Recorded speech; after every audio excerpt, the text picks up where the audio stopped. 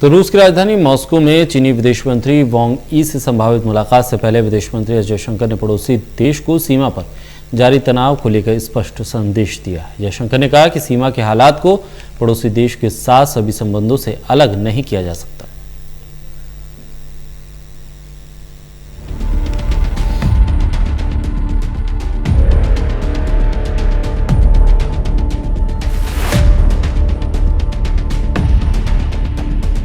भारत और चीन की सीमा पर तनाव एक बार फिर से चरम पर पहुंच गया है। चीन के साथ सीमा पर चल रहे तनाव के बीच विदेश मंत्री एस जयशंकर मंगलवार को 4 दिवसीय रूस यात्रा के लिए रवाना हो गए हैं।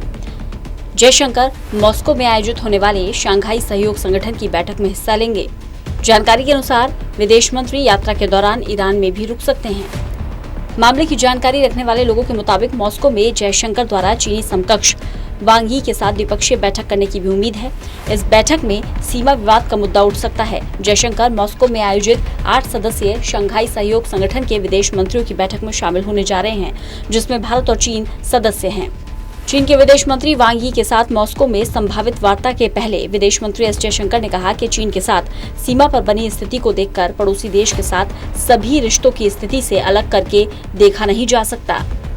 विदेश मंत्री ने पूर्वी लद्दाख के हालात को बहुत गंभीर करार दिया और कहा कि ऐसे हालात में दोनों पक्षों के बीच राजनीतिक स्तर पर बहुत गहन विचार विमर्श की जरूरत है।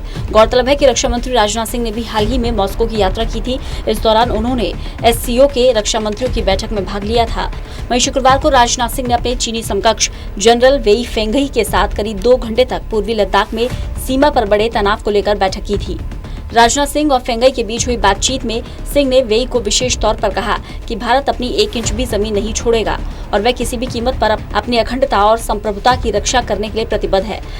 आधिकारिक बयान के मुताबिक राजनाथ सिंह ने चीनी समकक्ष को बता दिया कि चीन को सख्ती से वास्तविक नियंत्रण रेखा का सम्मान करना चाहिए और यथास्थिति को बदलने के लिए कोई भी एक तरफा कोशिश नहीं करनी चाहिए। बताया जा रहा है कि जयशंकर और वांग की गुरुवार को द्विपक्षीय बैठक हो सकती है। गौरतलब है कि विदेश मंत्रियों ने 17 जून को फोन पर बात की थी। इस दौरान पूरे मामले को जिम्मेदार तरीके से संभालने पर सहमति बनी थी।